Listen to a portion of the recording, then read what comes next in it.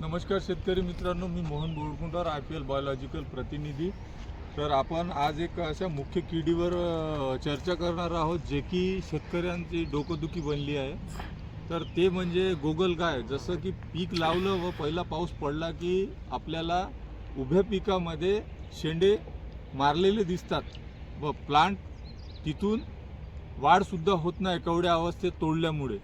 तर हे जर नियंत्रण करायचं असेल तर आपल्याला मेटारायझम ॲनिसोप्ली प्रति एकर 2 किलो किंवा लिक्विड फॉर्ममध्ये 1 लिटर या पद्धतीमध्ये जर आपल्याला पावडर फॉर्म वापरायचा असेल, शेणखत, रेती, माती यामध्ये मिक्स करून तुम्ही आपल्या शेतामध्ये शिंपावे।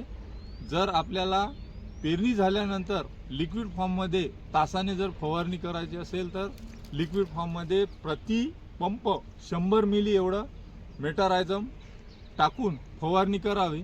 IPL बायोलॉजिकलचं कालीचक्र नावानं फेमस असं मेटारायझम मिळते। ते जर आपण आपल्या शेतामध्ये टाकलं तर गोगलगायीवर 100% नियंत्रण करू शकतो। धन्यवाद।